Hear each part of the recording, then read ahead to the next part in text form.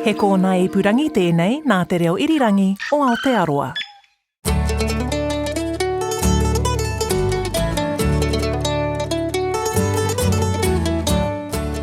No mai whakarongo mai ki te aotai whenua.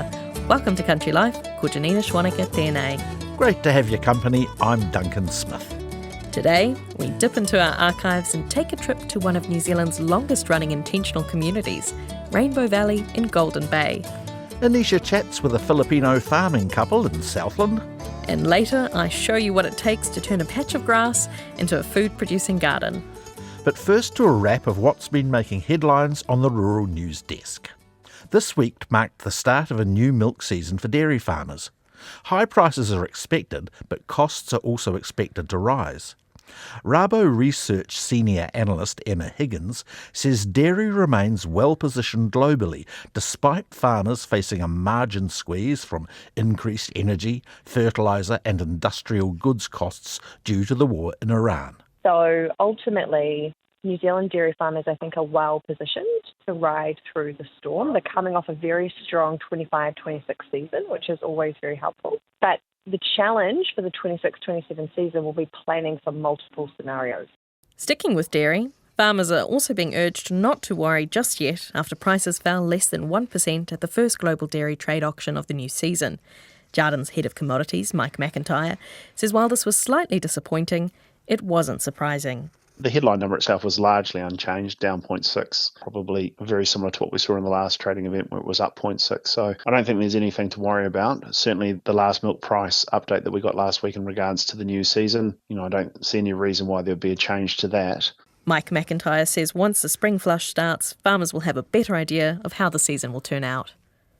Meanwhile, primary sector exporters aren't too surprised about the proposed new 12.5% US tariffs, which its officials say is about targeting countries that aren't doing enough to prevent forced labour in the supply chain. Kiwi fruit will continue to be exempt, Zespri tells us, but not wine. Beef will also remain exempt, but Beef and Lamb Chair Kate Ackland says lamb would face the new proposed tariff. Disappointed at the increase to 12.5%, but to be honest, we were expecting it could have been worse. But certainly we don't think that this tariff is justified. This is not about New Zealand. This is part of a broader US trade strategy to put tariffs on imports. And dairy exports will be impacted if it goes ahead, with the hearings set down for next month. High-quality trade agreements have been identified as one of the most important priorities for food and fibre in a new report by KPMG. Global Head of Agribusiness, Ian Proudfoot, says the sector's faced many resilience challenges over recent years. We were actually looking this year at a period, I think, that was looking to be a more stable year. But then obviously the Iran conflict happened. We've seen fuel prices go up significantly. We've seen that create inflationary trends. Ian Proudfoot says resilience must be built into systems and value chains, and change is inevitable.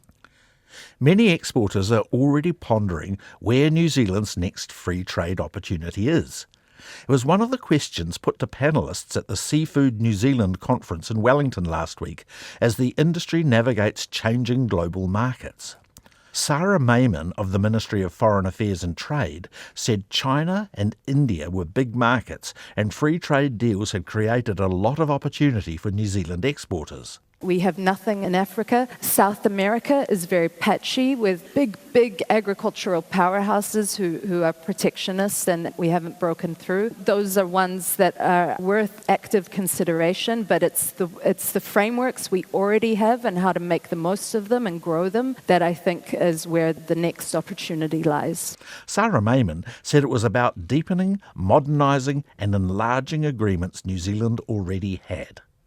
A bit of a split is developing between some vets, farmers and animal rights groups around the animal welfare associated with virtual fencing or wearable technology. Cows wear electronic collars and their movement is controlled via an app using audio vibrations and an electric pulse. Vets for Animal Welfare Aotearoa says New Zealand is falling behind Australia in regulating virtual fencing technology on farms, this week releasing its own ethical code of conduct.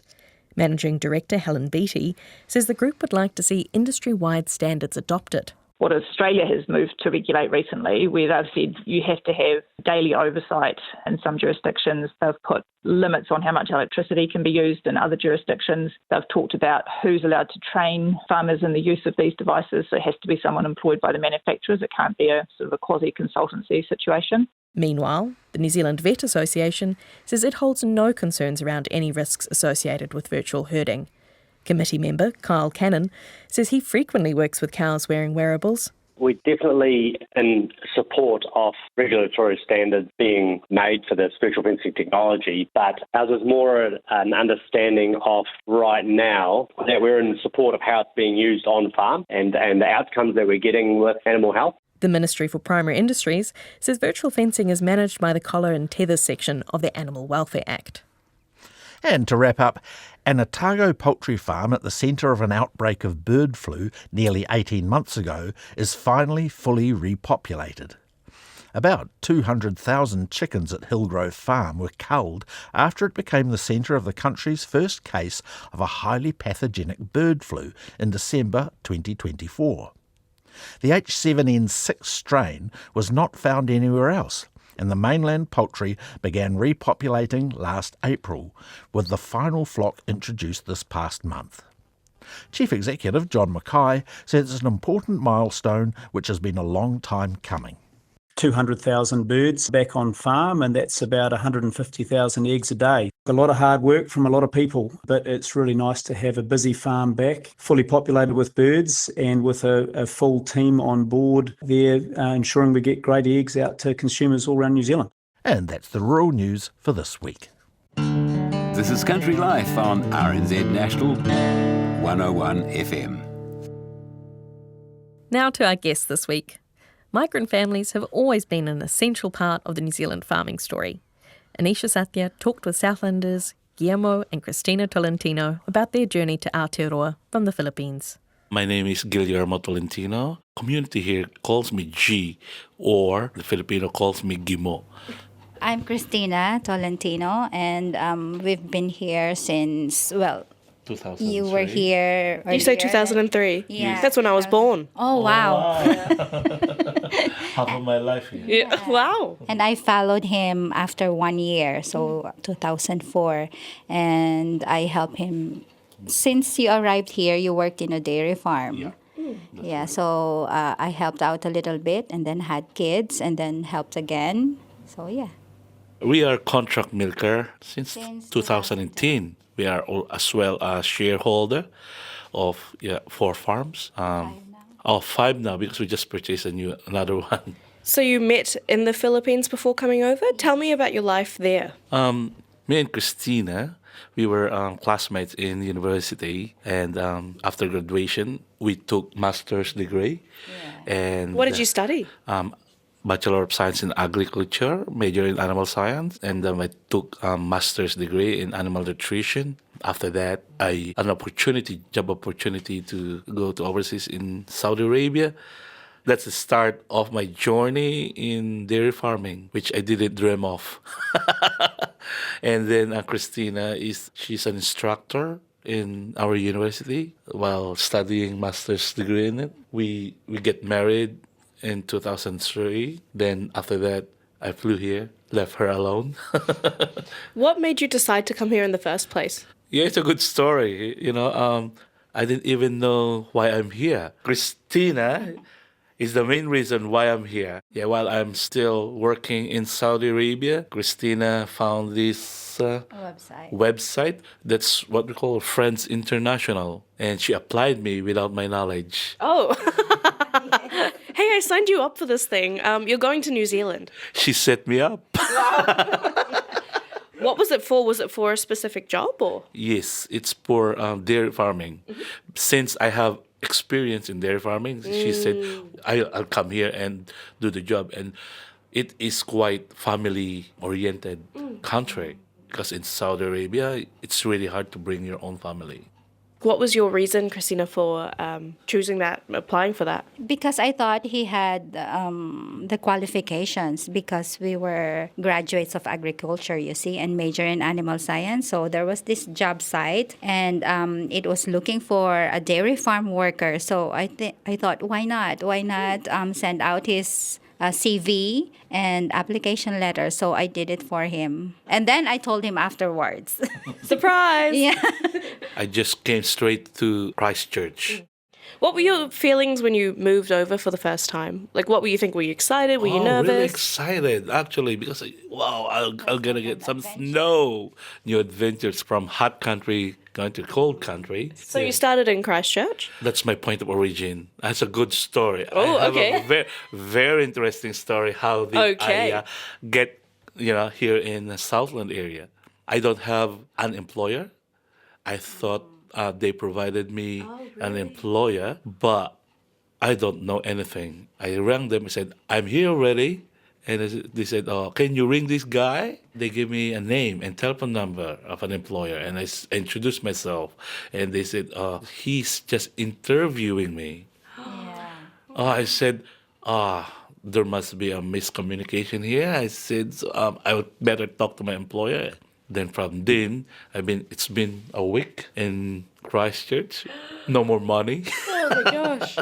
Yeah, it's a good story. It's just like... Well, it's a good story now. At the time, it must have been quite scary. Yes, it's scary. It's challenging. And until I heard from my friend who was here already in Southland, it's really hard to contact him because early days, no internet or the signal. Still dial up. Dial up. Yeah, wow. You're able to contact him.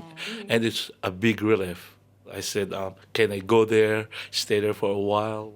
Luckily, his employer is really nice, and they accepted me as well. They accommodated me, and I applied for the job, and they liked me, and I got the job. Yeah. And Christina, while he was away in New Zealand, how were you feeling? What was going through your head?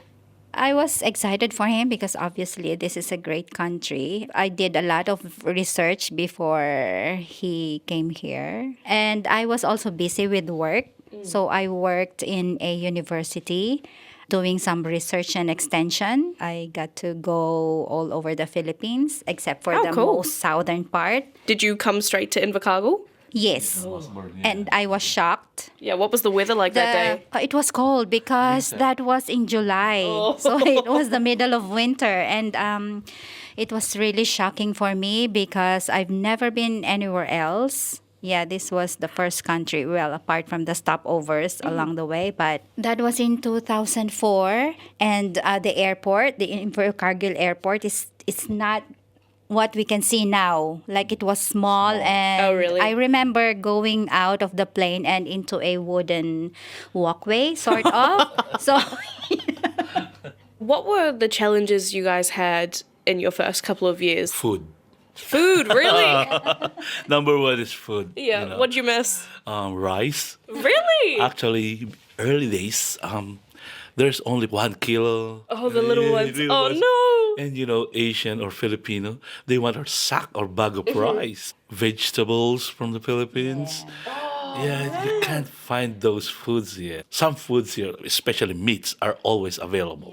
But vegetables... So when did you start to see more Filipino ingredients come to the supermarket? How long did that take? Oh, it takes a while. I think because the influx of Filipino here started in 2007.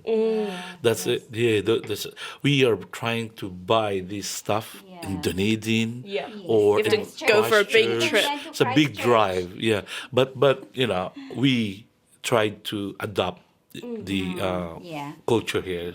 That was then. What about now? What has changed? What do you have access to now you didn't before? Oh, we have the access to everything, especially foods. Yeah. I have my families here. 5 siblings here, or 5 siblings. Nice. They're all here. Did they all come after you guys? 2007, I think. 2007 So is what the happened youngest. in 2007 that so many people came? The stories like this, because, my network is quite wide. They keep ringing me, That's the start of the influx. And even Friends International, they're still bringing some workers here. Yeah. And Christina, I might ask you, would you continue to live in Southland? Is it somewhere that you're really happy to be? Yes. Yeah. And why? We've always felt at home here in Southland, and our boys have formed their friendships here, circle of friends. So they were both born here. So this is definitely their home and our home. Christina and Guillermo Tolentino at their home in Invercargill. We'll catch up with them again next week at a major Filipino sporting event, so tune in then. We're dipping back into the archives to visit one of the country's longest-running alternative communities. Rainbow Valley is located on regenerating whenua at the end of a winding gravel road near Takaka in Golden Bay. Cosmo Kentish-Barnes visited them at the beginning of 2025, and he's out and about in the rain with long-term resident Robert Jenkins. There used to be a gold rush here, in 1858. There were 200 people living here. Oh, so there was a township? No, just a very brief, what they compared in the newspapers at the time to a railway encampment. Hello, son. You going to come and say hello? Hello, son. Short for Cassandra. When I came here, I was into horses, and I was able almost immediately to keep several horses here and take an interest. I was able to run sheep and kill sheep, which I knew how to do because I had worked on a sheep farm, and divide the meat among the people here, and it was affordable here. Yes. What is the history behind the Rainbow Valley Intentional Community? How did it start?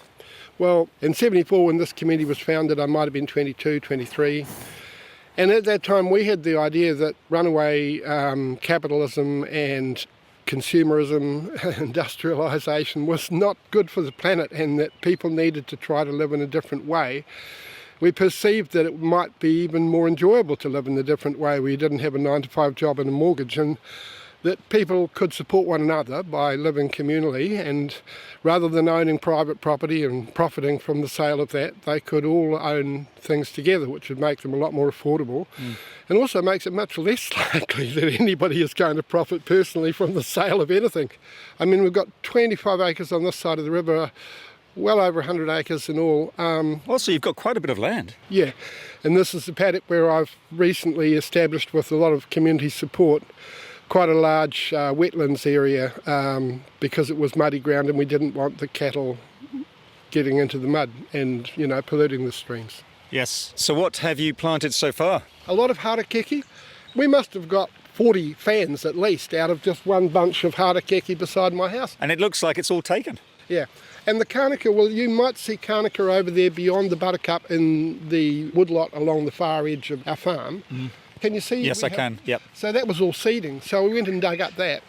But then we got help from Streamcare New Zealand. I think Fonterra and the government helped to subsidise our purchase of seedlings from a nursery. So the Pittosporum, the Putuputaweta, the Aki, there's Rimu and Kahakatea, quite a lot of Kahakatea. Anyway, it's all coming away and looking lovely, and I hope to see it not only protect the purity of our water, but also eventually become a part of a lot of native plantings here. I don't know if you've noticed the tui flying over and things like that. I did actually, yes. And beyond the wetlands, we can hear the river. Yeah, that's right. The mighty Anatoki comes rolling down, crosses the valley from that side to that side, and then on down. And you've just followed it up here in your car, haven't you, up the Bushy Gorge? Yeah, it was quite slippery in this rain. We've probably known it worse. In fact, we had no road at all there about, what was it now, a year and a half ago, and we had to do our groceries for a 3-kilometre walk with wheelbarrows because we had cars on each side but no way to take a car through the middle. Is that because the road got washed out? The road was washed out from underneath and landslips fell on it from above. Just a heavy rain, unusually heavy rain.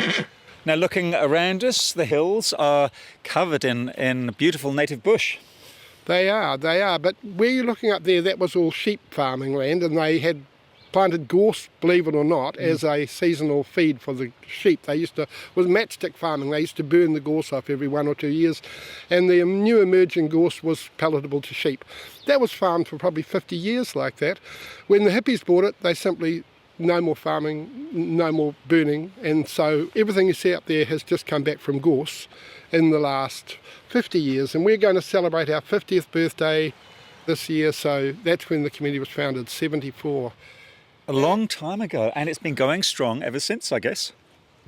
Or have there been ups and downs?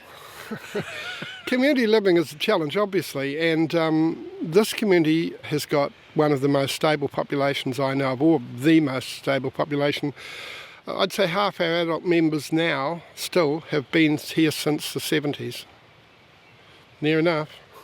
Gosh, and how many people live here permanently? I did a count, and we've got about 18 or 19 adults at the moment, and then there's 3, 6, 7 children, of whom all but one are under 5.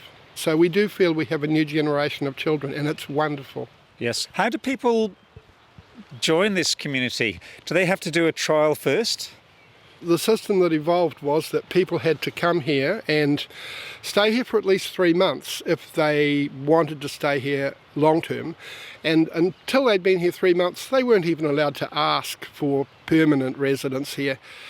And when they did ask, it was understood that they would then need to buy shares at a very reasonable price and provide themselves with a home, whether by buying one that someone else had built or by building their own. But they couldn't be accepted as future co-owners until they'd been here for another 12 months. So they had what you'd call at least a 15-month waiting period. So has this system changed over the years? Yes, under the new system that we're developing, we still want the shares, the share packets, which are all equal packets, to be associated with the houses, but we don't want to keep issuing more shares, because if you just keep issuing more shares and then people move away with their shares, you may find eventually that outside owners are going to come in and take over. Yes. So you have to be quite careful that the people who do come here are committed to your philosophies and to staying here long term. Yes, but the people who have a commitment here do not have to be legal owners as they used to be. And do people work off the property? How does it work? Well, they mostly do. I'm retired now, but I still work on the property. Because there's a farm here, of course. But yes, my daughter lives here with her 3 children and her husband, who's a builder, and he goes out and works 5 days a week. And there's another bloke, Tom, who helps with the farm, and he works too in town. And so, yes, people work until they have some other income like government super. Look at these ornate doors. Well, that's Gregor's for breakfast. Hello, Annie. I've just brought Cosmo in to say hello. Hello. And why did you come here many years ago? Many years ago. Look, why? Look, I don't know why. It's just because I was, when you're young, you just sort of you take a chance, That's about it, really. And I have known each other since she was 16. She and I and another friend went to Jerusalem, the commune on the Wanganui River, founded by James K. Baxter, which I may say had a terrible press at the time. I was 18, and Anne's mother said, "Do you want to go, Anne?" And Anne said, "Yes, I do." And she said, "All right then, off you go." And you've never looked back? No, well, that's right. And she stayed in a kibbutz when she was in Israel. I think she was interested in doing things with groups of people, but who am I to talk for Anne? There's a lot to say. Yeah. Oh, nice to meet you. Take care. You. Bye. Right, out into the rain again. Yeah. And off to meet Kahu, who manages the farm, is that right? We have what's called a farm team, and we resist the idea that any one person on the farm team is the manager. So, Kahu, Cosmo, Kahu. Now we have come up to Kahu's house, and because it's raining, luckily, Kahu, you've got a wonderful balcony where you can sit and watch the weather come and go. Yeah, and we can watch the birds. This is our pond area up here. It was paddock, and so, it got so plugged up, that it kind of created itself and just helped it along. But now we've got kingfishers, all sorts. I raised 2 wild ducks, putangitangi and a parera, I think it is, a grey duck. And both of them come back with their mates. Yeah. How long have you been here? 29 years now.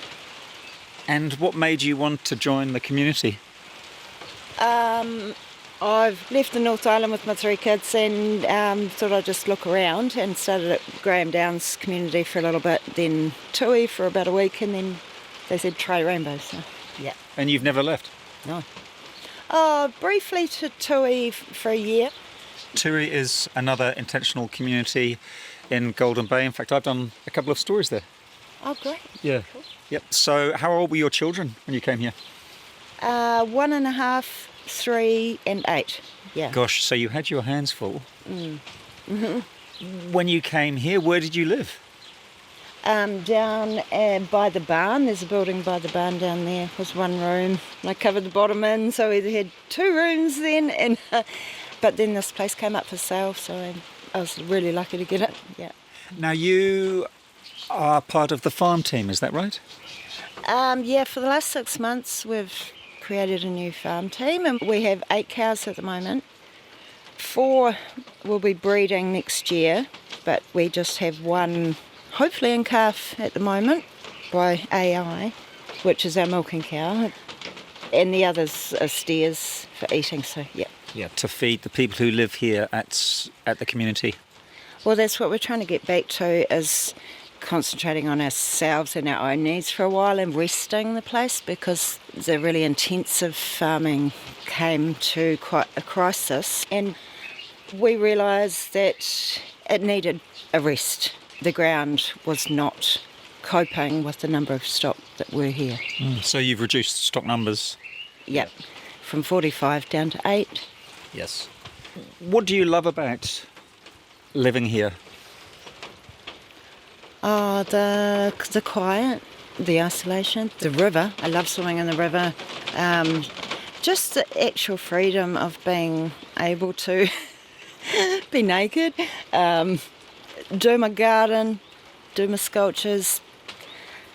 Yeah, and I do enjoy people when I'm able to.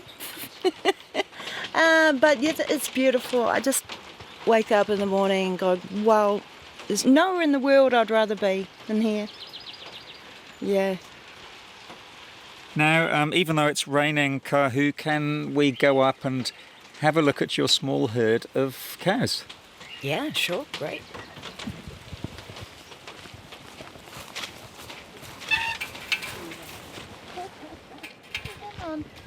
You've got some kuni pigs here, and I'm giving one of them a wee scratch now. Oh, it's loving this. Yeah, they can squeeze through the sheep netting at the moment. As soon as they get big enough, they won't be able to anymore. Yeah, how many have you got? 4 little piglets at the moment, and a mum and dad. Now, Go up to that gate, there's a great view from up there. We've come into one of the stock paddocks, and the cattle up there are taking refuge under some of the trees. Yeah, in front of us is Django. He's our steer for eating next year. I've called the little black one here Kahu. Bristol's up behind him, and her little calf Marama. And the Hereford's the last of the last stock that will be eating her next year.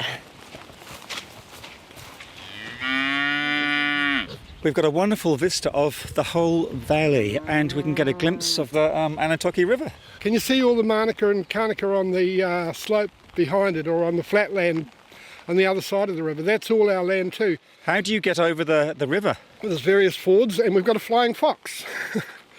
But we're no longer farming that. The decision we made about the same time that we decided not to let our cattle have access to the river here, because, well, they had access to the river, they were likely to pollute it. And getting them across the river was always a challenge. It was fun with the horses, though, you must admit. Yeah, me and Robert used to take them over on horseback. I'll tell you what, getting across the river on a horse, it's the best way to do it. Now from here we can see most of the houses that are tucked into the base of the hills, and in the middle of the valley it's just paddocks and bush and trees. Yeah, and when you look down from above, it looks beautifully organic. I've never seen a housing development anywhere that seems to fit the land so well. Robert Jenkins and Bovine Chorus at the Rainbow Valley community in Golden Bay. That story, produced by Cosmo Kentish-Barnes, is from our archives and was first broadcast in March 2025. Hi, I'm Anna. I'm Blair. We're here on Heights Farms near Levin. You're listening to Country Life on RNZ National. There's nothing like a global crisis to make you think about our food systems and resiliency. Now, the last time I got really stuck into the garden was during the COVID-19 pandemic. Back then, I was living on my parents' rural property with ready access to land and sheep manure. Building a pantry garden of my own is a bit harder now, living on the outskirts of Wellington. But over the next few months, I aim to show you that it's possible to grow good food no matter how small a space you have. Bare lawn, a 4x4 patch of grass that taunts me every other week when it needs mowing. And there's no lawnmower at my place either, only a manual push mower. But no more.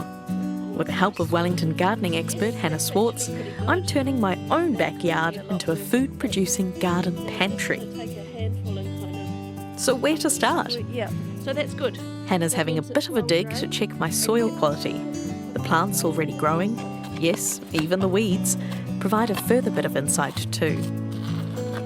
Start by just looking at the aspect of this garden. The good thing is it kind of faces north, so I imagine it gets Lots pretty of sun. sunny. Yeah, It does, yeah. Obviously a little bit shadier around the fence line. It's kind of, at the moment, as you can see, just really a patch of slightly overgrown grass. Yep. It looks reasonably green. The daisies are a good sign that there's good soil, but also a sign it might be a little bit shady. And it's a good maybe 4x4 metres, do you think? Yeah. About 16 metres squared all up, so... Yes, yeah. Kay Baxter at Koanga, who's done a kind of a deep dive into home growing, she estimates that you need to grow enough food for a family you need about 250 square metres, and then you can grow everything. That's like growing all year round, everything, fully self-sufficient, your grains, your proteins and everything. I reckon this is a really good size to start. I think you'll be surprised what you can grow probably. Having considered the growing conditions of my backyard site here in Wellington, it's time to talk about what we'd like to grow as part of this project. And for this, we're sticking to the classics. Brassicas like broccoli and kale, along with a few salad greens and root crops. Hannah's quick to adjust my expectations though. This is a learning experience after all. You know, obviously there's a seasonality aspect to it. There is, and we're coming into winter now, so it's... Main focus, I suppose, is on those, winter greens and your brassicas and things like that. So love a bit of cabbage, love a bit of cauliflower, broccoli. Okay. Carrots. Sure. Salad. Salads, we'd love a salad. Onions, all the kind of usual staples. Potatoes, I think we're quite keen to give a go. Yep. I mean, that sounds like quite a lot to squeeze into this area, and sometimes, if you're just starting out, it's quite good to give yourself a specific goal, like less is more. And that's one of the things we'll explore, I suppose, is how you can maybe start out small, grow your confidence, and then maybe look to scale up at a later date. And some of those things, like the potatoes, we'll be planting more as it comes on to spring and so on. So, but we can be preparing the whole area and planning it out. With our list of crops now sorted, it's time to work out how to grow them. There's different ways to start a garden, and how I usually start is more of a no-dig type garden, which would mean laying cardboard on top of the lawn. If you've got things like grass clippings, lay that under your cardboard, lay down the cardboard, and you want it nice and wet and sort of flat on the ground, and then you can build your garden on top of that. I would do it roughly north to south is good, so that you've got you haven't got one bed shading in the next bed, so you've got your sun moving across the beds, and it just makes sense so that you can walk, you can get access without walking on the beds. I tend not to build up raised beds just because need the materials. It's an added cost, it really is. Also, where I am, they will dry out really quickly. I do install them quite a bit for other people, especially people that can't bend down, like if you've got bending down problems, mobility, knees, or getting older, then it's really good to have a raised bed. In addition to interplanting different crop species into the different rows, Hannah suggests planting them at different intervals. It's quite good to stagger the plantings. That's another thing that a lot of home gardeners do, is because you might only have, like say you've got Labour weekend, you've got one day to do the whole garden, so you plant everything and then you've got everything coming at once, which is not ideal. Like even a 6-pack of lettuces, that's a lot of lettuces. you could plant a 6-pack every 2 weeks or so, then you've got a steady supply of lettuces rather than a million lettuces and then no lettuces. Yeah. So again, maybe kind of breaking, your one row up into 4 sections and plant one each week. Yeah. Or 2 weeks in between, kind of. Yeah. I mean, when you're first starting, you might plant the whole lot, but then as you go, you can also plan things out, like with things that are more slow growing, like cabbages. You space them out how you eventually want them, which might be 30 centimetres or something. But then in between you can put things like lettuces, which will grow much more quickly. You could have a row of radishes, so you can intercrop, and you generally get healthier plants if you're intercropping rather than monocropping. One of the things I've picked up through country life and getting to talk to growers around the country is that their soil's not always good. It's always good to have a cover crop of some kind. Yes. What do you recommend for Wellington? Well, I think if for instance, if you were going to, you could cover crop where you're going to plant your potatoes. I would use something like blue lupin over the winter, or you can get a mix. You can make a mix that might have lupin, mustard, oats, or a few different things, because then you're adding different qualities into the soil. And because that soil biodiversity is also kind of, what your plants are eating, I suppose. The microorganisms. The microorganisms are really important, and if you had a microscope, the best indicator of that is the worms, I guess, because they're like the blue whales of the soil. So if you've got worms, then the worms are eating the littler things, so you know that you've got a healthy ecosystem. You can just tell a lot by looking at how the plants are growing, and these plants look, it's a nice looking lawn. Shall we pop back inside quickly, since it's just starting to split again and getting a little bit howly? So roughly speaking, I had my plans and the materials needed. Time to put them into place and begin laying down my new garden beds. We're using a no-dig approach, which means building up layers of organic material without turning or tilling the soil.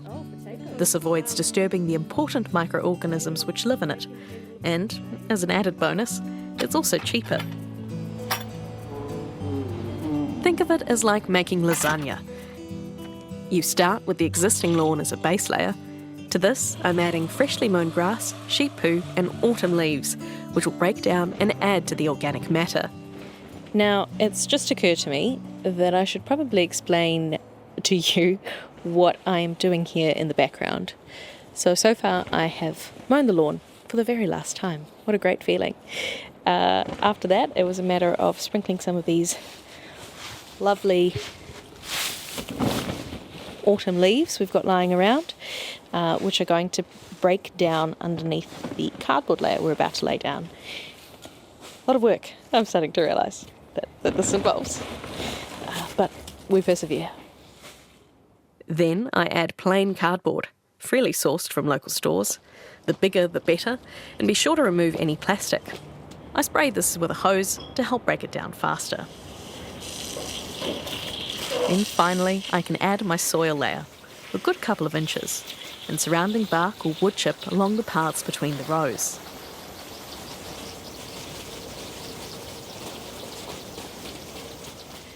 Now I confess, in our excitement to get the beds in, I may have forgotten to hit record as we unloaded what felt like endless amounts of bark and compost and soil. We've made 3 rows, and then alongside the fence we've also potted up some containers which will be used to plant some potatoes and garlic, maybe some carrots as well. You didn't miss much, I confess. A lot of grunting and heaving, maybe the odd curse word or two. But the job is done. What I'm starting to realise, looking at the scale of this garden, is it's not actually the end of our job, it's really just the beginning. Next steps are going to be to put some plants in, along with some herbs, some companion plants to help deter the wrong insects, as well as attract maybe some of the right insects to help with those pests. But yeah, looking at it now, I can see there's quite a big job still ahead, but this is all part of the fun. Looks like a proper garden now. Not a speck of green grass poking through for now, which is good. And hopefully, as that cardboard starts to break down, it'll just kind of enhance the soil underneath. the layers of compost. So far I've spent $350 on soil and bark. This includes a mix of more premium organic soil, as well as cheaper stuff you can get for about $6 per bag. Just over $100 in plants and seeds. The garden gear and compost bin I already had, but you can also find some second-hand for a good price. The labour was free, minus a box of beers. This takes us to a combined total of $450. As for the amount of time spent, it was hard to keep track, but I'd estimate you can set up a garden of your own over the course of a weekend or two. Having done the most labour-intensive part of setting up my beds, it was time to bring Hannah back to help with the planting. Hello, hi, how are you? Good. That's good. How are you? Good. I'm nervous to show you. Oh, good. Okay. All right, are you ready? Are you ready to see? Oh, yes. Oh, wow. Oh, it's so pretty. Oh, I love So you can see we've been busy just to try and keep some of the soil in. It's not quite beautifully weaved like you might see, and it's not actual willow. What's it made of? I could not tell you.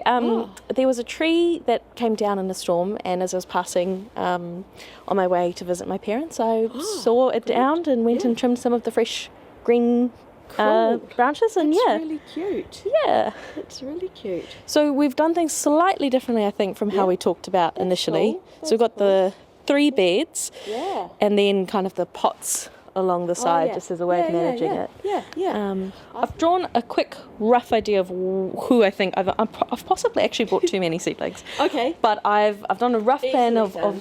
who I think is going to go together. Okay. Yeah. So in terms of seeds, kale.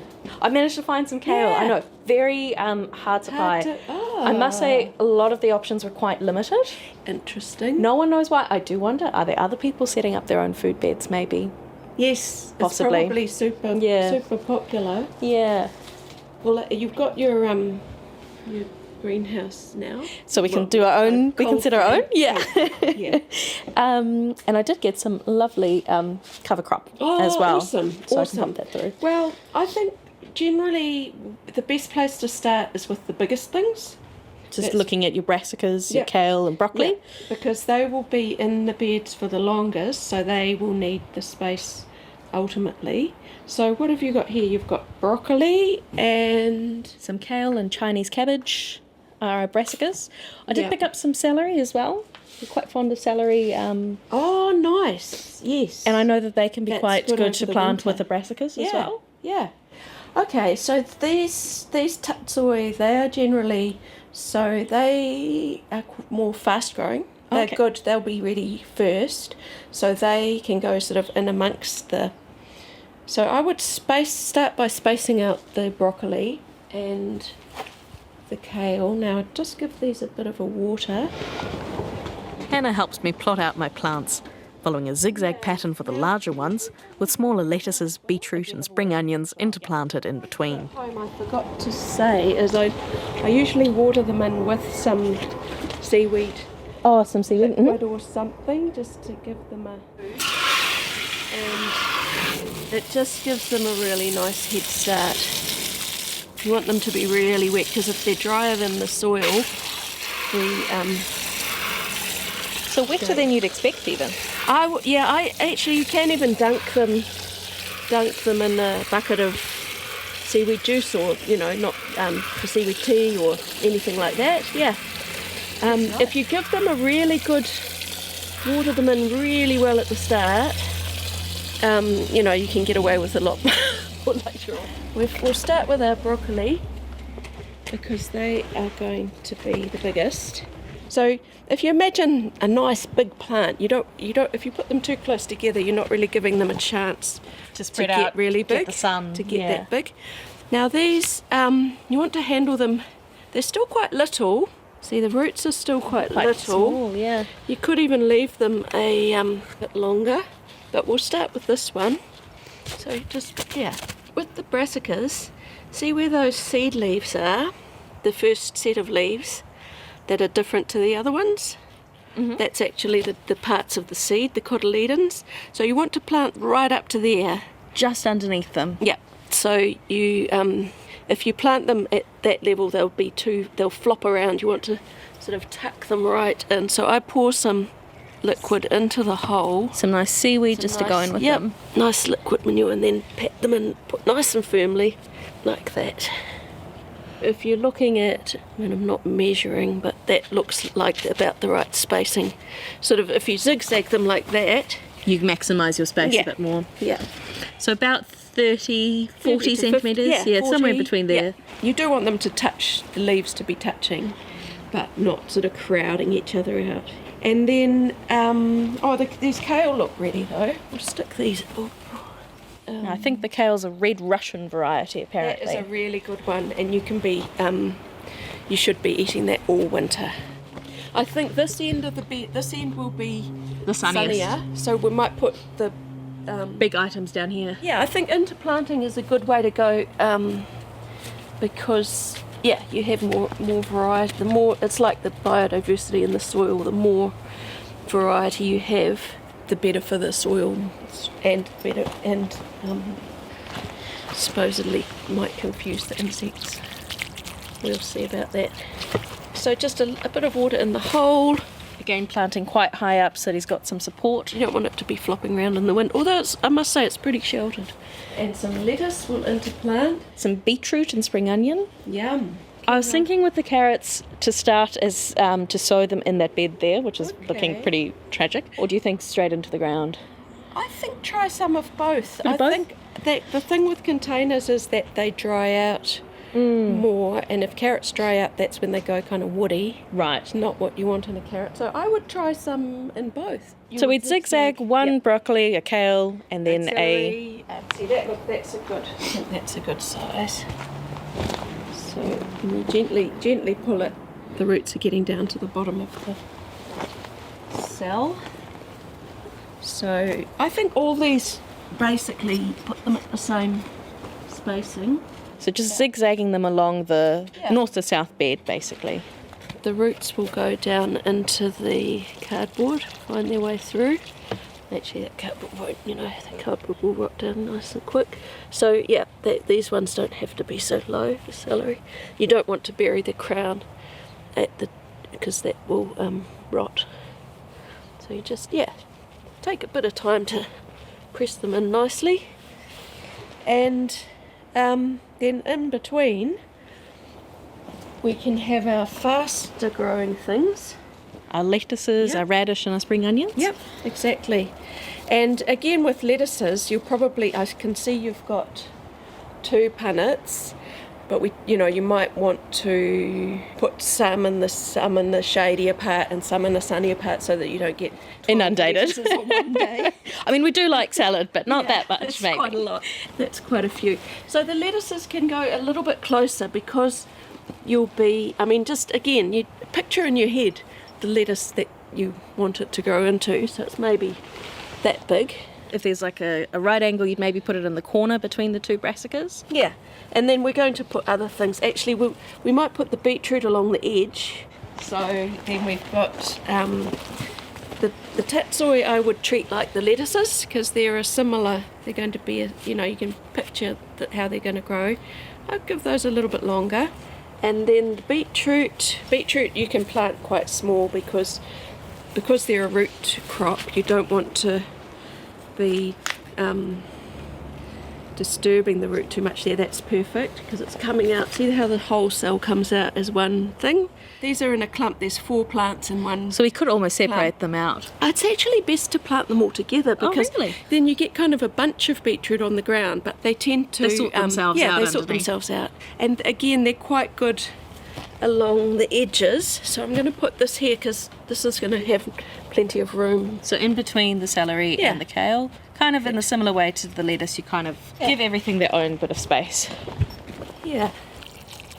But imagine a nice clump of 4 nice juicy little beetroots there. And you could do the same on the other side. As for seeds, we sow the radish and carrots along the outer row to maximise the amount of sun they'll get, and mix some cover crop seeds into the second row with our vegetables. And I'm pleased to report the first of the seeds have started to sprout. Again, the idea is to set up something for the longer term. Though you can absolutely start by planting crops which are a little more developed, which means you can eat them sooner. Now, to show you can garden almost anywhere, no matter the size of your outdoor space, I'll also be planting up some old pots I had with potatoes and garlic a little later in the season. It'll be a little while yet before I can enjoy the so-called fruits of my labour and my spending.